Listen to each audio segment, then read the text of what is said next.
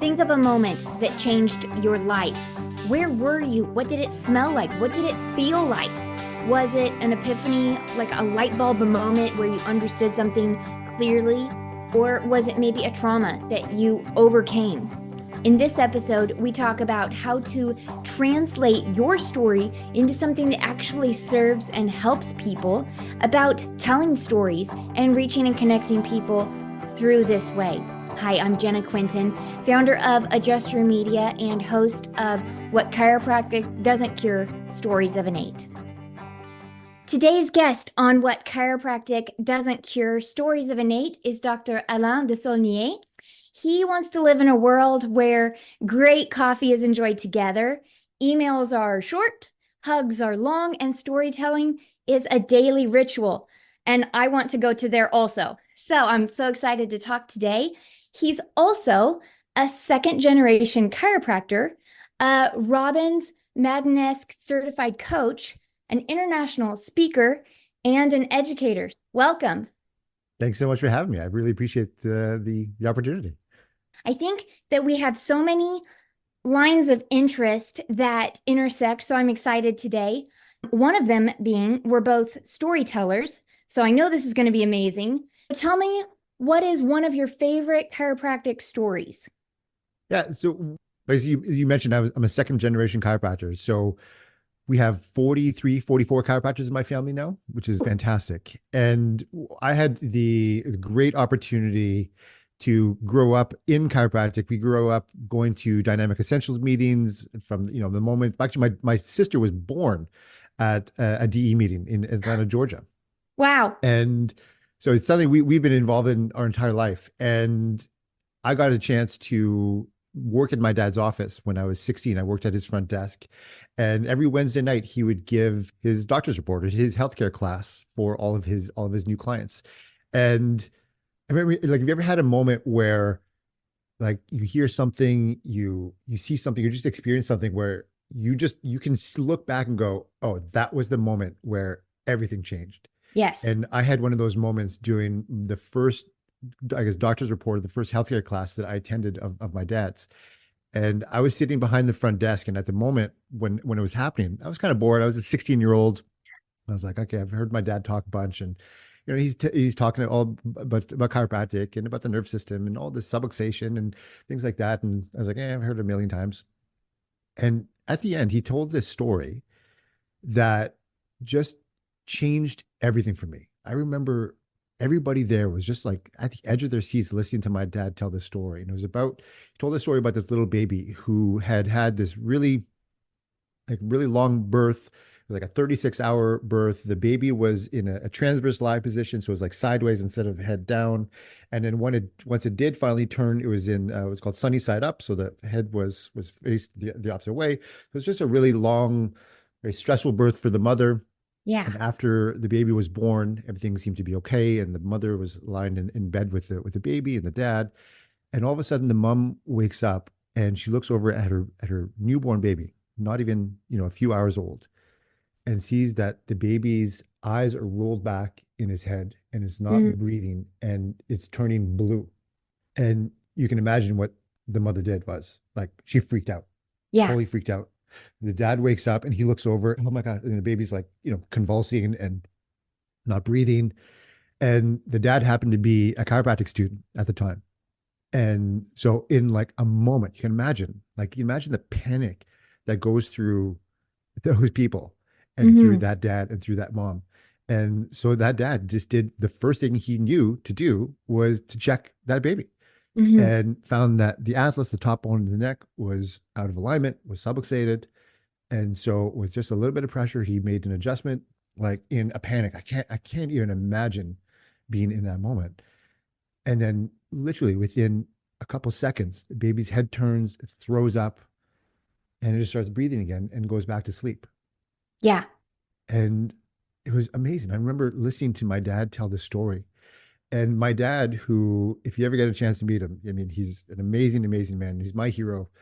And he's always kind of been like a stoic character in my life. And he doesn't show a ton of emotion and he doesn't always speak a lot, although now he talks a lot more. But it was like he was one of those guys where when he spoke, you listened. Mm. And when as he's telling the story, as he's getting towards the end of the story, I could see him and feel him. Like I could see him just getting emotional, which is not something I ever really saw as characteristic of my dad. And he turns around a little bit and kind of looks over in my direction, and he says, "The reason why that story is so powerful is because that was my son Al." And I remember just like deer in headlights, and still to this day when I think about it, it just gets me emotional. That I don't know if I'd ever heard that story before, or if I kind of just clued out. I don't know. Like I'd never heard my own story, Wow. and it was just so amazing. I remember from that moment on, I was like, I want like this is so powerful. Like I can't imagine. Because my dad said, like, if it wasn't for that adjustment, my son Al would not be here today. Yeah.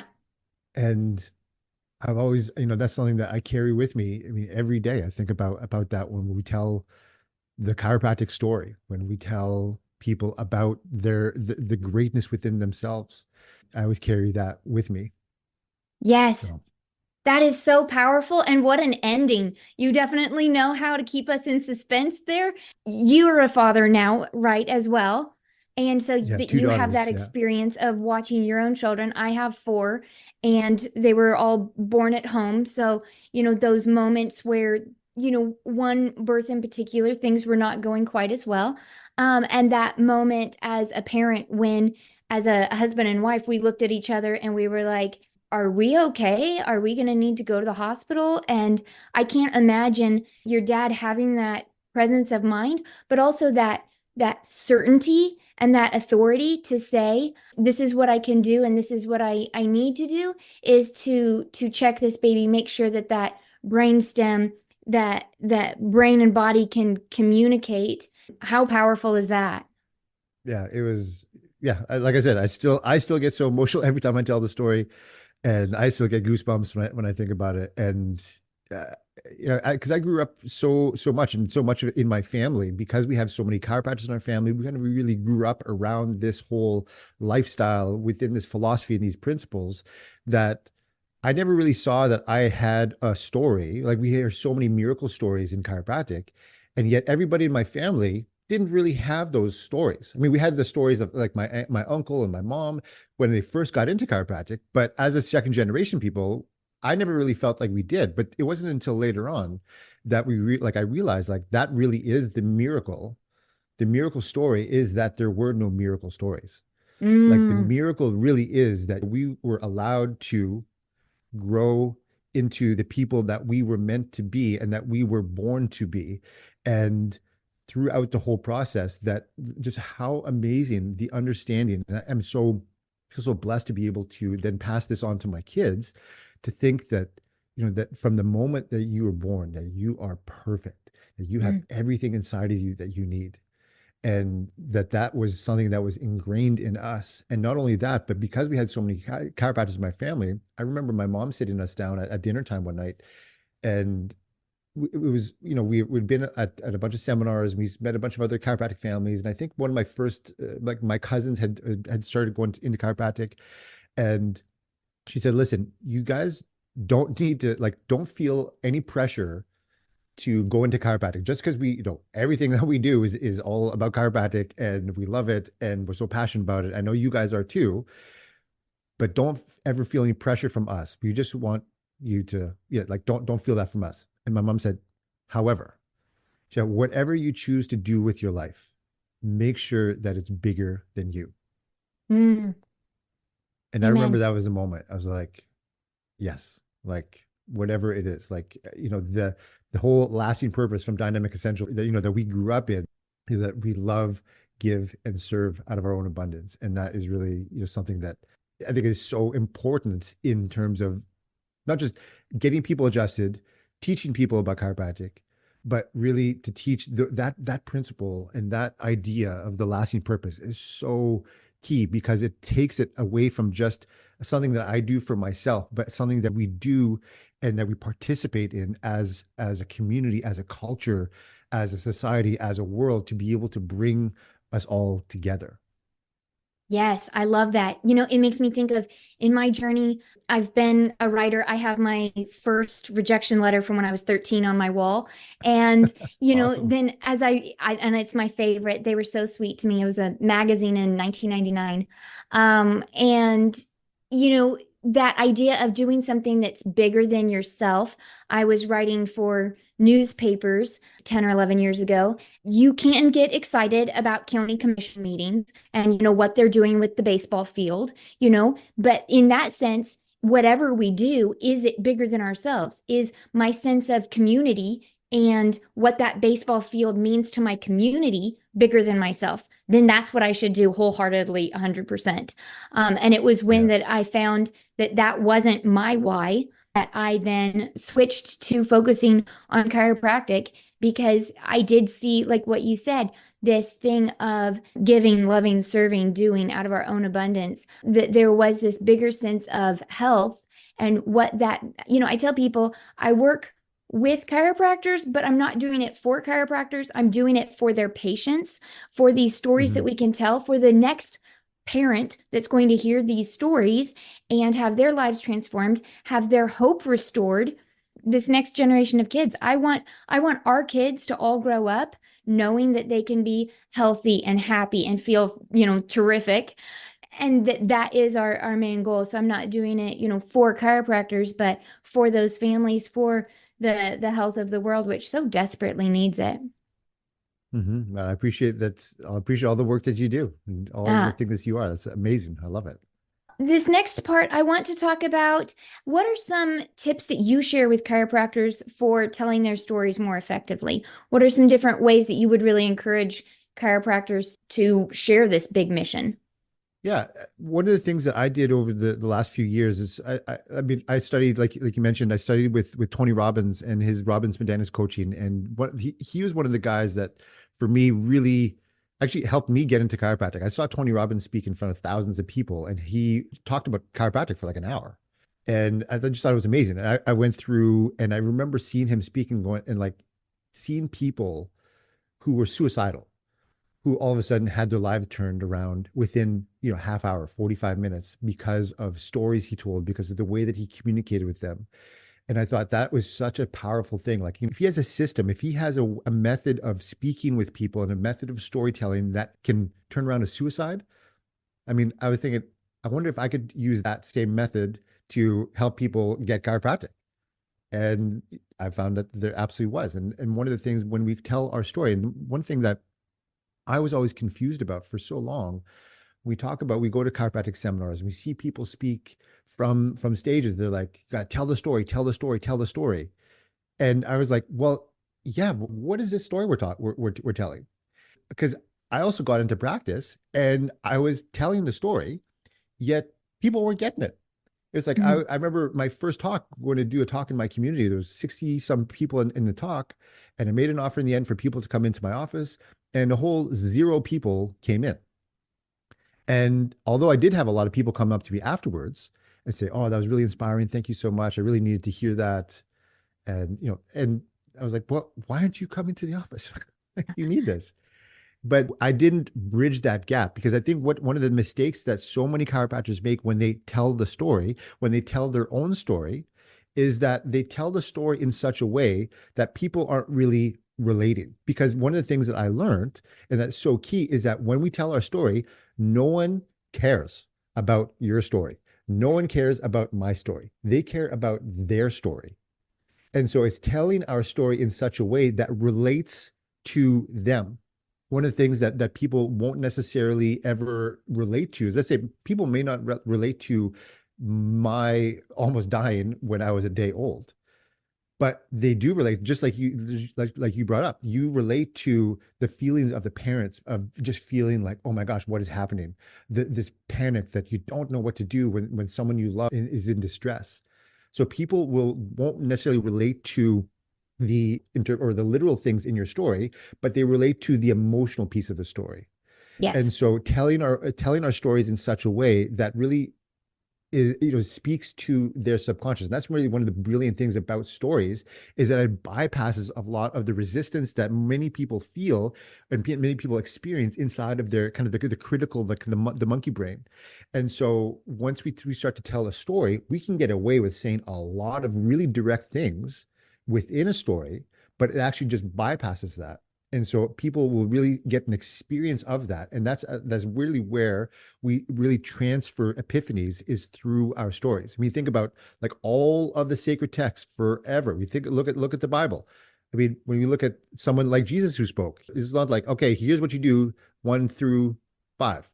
It was all spoken through parables. It was all spoken through stories, because that is really the universal language. And so one of my missions became like, how do we get people to understand our story? For so long, coming from me too, is that I didn't think I had a story. It's like I meet so many chiropractors that they just don't feel that they have a story. But we really do. I mean, you think about some of the most mundane things that happen in our life. When we have some sort of epiphany, we have some sort of transformation. Just like I just heard a story. I heard a story from my dad, and it sent me on this totally different trajectory. And it doesn't necessarily need to be this like life and death thing, but whatever it is, like whatever it is that changes, whatever it is that moves you, whatever it is that just shifts things in you, that's the things that we can really hold on to really like dive deep into, to then help people see the greatness within themselves. Because I don't want to speak, or I don't want to teach people to speak just so they can hear themselves speak. I mean, that's pretty boring. And I also don't want people to just see me speak and go, oh, that was super inspiring. I want to speak, and I want people to speak and go, and people to stand up and go, let's go. I'm in. What do we need to do next? Yes. And I think, like you said, getting into the emotion of things, there's a client, Dr. Katina Manning, who says chiropractors put their hands into the wounds of people, to find that pain point. And we do the same thing with stories. And like what you did, and I remind people, like, maybe you didn't love English class, but as you're telling that story, what were the colors? What were the sounds? What were the emotions? What are the colorful words that we can use to bring people into that moment? Like you said, being 16, being a little bit bored. I'm going to help mom. I'm going to help dad at this thing, and bringing us into that moment, feeling the panic of looking at a tiny baby, creating that word picture, whether it is spoken or in writing. How can we bring people those emotions? And a lot of times, I think if chiropractors get used to journaling, which I love, but also just taking those short videos and saying, okay, can we take any story that happened? Like today, I was filling up my car with gas and I had this epiphany. Even just that, you already kind of smell it. You hear the sounds Yeah. of like being at a gas station and things. Can we get used to journaling out stories, or taking short videos on our phones and getting used to telling those stories and practicing exactly what you said, sharing those emotions? Yeah, I think that's beautiful. A barrier that I see a lot of chiropractors seem to have is they'll think like, well, I'm an introvert, so I can't, I don't want to tell my story. I don't know how, because I'm an introvert, and I am also that way. I mean, I'm speaking now, and it's something that I've had to learn and a skill that I've had to develop. But I think one of the brilliant things about people who are introverts, I actually believe introverts make the best storytellers and the Yeah. best speakers. Reason being is because introverts are so used to being kind of inside their own minds. Because when we think about exactly what you just said, like you're describing the picture. So in NLP, we talk about like VAKS, so like VAX, so visual, auditory, kinesthetic. So you're describing what it is that you're seeing, but that's that external, but there's also describing what's on the internal. This is what I felt. This is what I saw in my mind's eye. This is what, this is what I was feeling inside of my stomach. Like all those internal things, those are things that introverts are so keyed into, and that really like gets down to people's soul, because it's one thing to describe things on the outside, which is fantastic, but then when you can start to bridge that and bring people internally, that's where the magic happens, and that's where people really feel the power. And that's what I think an introvert really has an upper hand on, because they are so tuned in, and usually that's kind of where they live. I mean, I'm the same way. Yes. I go to a party and I'm just like in my own head, and I'm just kind of like, I'm the observer. I'm looking at things, and I'm not the one that's out, the outspoken talky person. Yeah. And for so long, I thought that was a hindrance. I thought Mhm. that me being an introvert means that I couldn't be a speaker. I can't tell my story. I can't do this. But in hindsight, like, oh, that's actually one of my superpowers. It really And is. some of the people that I've taught, yeah, some of the people that are in our program, like some of the best speakers that we have that I've coached and that I've seen too, they're all introverts, Mhm. which is fantastic. Yeah. Well, and a lot of times introverts are so powerful in a one-on-one connection or conversation. And I love to tell people that that is what we're doing. We're just amplifying it. I was thinking about you saying dynamic essentials. I spoke this last April, and even I'm a super extrovert. I love all the people and the noises and all the things. But even so, speaking there, I find one face and I'm like, Nick is sitting in the front row. Hey, Nick, I'm talking to you. And I'm talking to that one person. And I tell people introverts who are shy about making videos for social media, I tell them, you're only making it for one person. Mhm. You're having a FaceTime with one patient. You're going to look right at that camera and you're just talking to that one patient. And then we're going to post it and amplify that message. But I think it's a beautiful thing to be able to show the world the power of an introvert who has that one-on-one connection. And then if you're an extrovert like me, and then I'm like, well, then just have fun with it. Don't be so Yeah, concerned totally. about being philosophical, being scientific. Just have fun with it. What is the format of storytelling that you have most fun with? And still be hitting that emotion, still be talking about the transformation, where they were at before and how they are now, and then share how they got there, the road, the progress. Mhm. And yeah, it's a beautiful thing to see just how different people have, all of us have that ability. Like you said, we all have that story and we all have that ability, and it'll just come out in different ways as we find it. Yeah, yeah, I think that's perfect. I think what you said is so key in that because we think as chiropractors and chiropractic advocates, we think or we know chiropractic is for everybody. So we try to speak to everybody. Yet I remember one of my mentors, Seth Godin, brilliant author, he said, if you're trying to speak to everyone, you're speaking to no one. And so, yeah, you speak to the one. And that's, I mean, because when someone is listening to your story, when someone is listening to your message, like we talked about before, they don't care. They're not listening for your story. They're listening for their story. And so when you're speaking to them one on one, I mean, yeah, when they can feel that you're right there, when you get that your camera in front of you and you're speaking to that one person, I mean, they feel it because that's what it is. I mean, we're really penetrating into like one person's heart. And you're so right. So and that's what amplifying it and like over social media and over all the different amazing platforms that we have. Like what an opportunity we have to take a message that is so keyed into like just piercing someone's heart and amplifying it. Like what a time to be alive. It's amazing. Yes. I want you to tell us a little bit as we wrap this up. Where can people connect with you? Where can they learn more? Where can they learn more from you with your Transform Speaking Academy and all of those things? Well, I'm on social media. You can find me on Facebook. My website is dralain.ca, which is where you'd find the information about the Speaking Academy. There is also a free video training and a worksheet on developing camera confidence that I have. So if you go to Dr. Alain, so dralain.ca/go, there's a cool worksheet that helps, that thing that I use to help me become confident on camera. And so, yeah, so you can get your phone out and get that message out. Yeah. Wonderful. I'm going to put all of those links in the show notes and post that everywhere. But thank you so much for sharing your story, for helping the everybody who's listening to find the tools and the confidence to share their stories. And thank you for being here today. Thanks so much for having me. You are doing an amazing job, and I'm so excited for all the stuff that you are doing and all the people you're reaching, and I love it.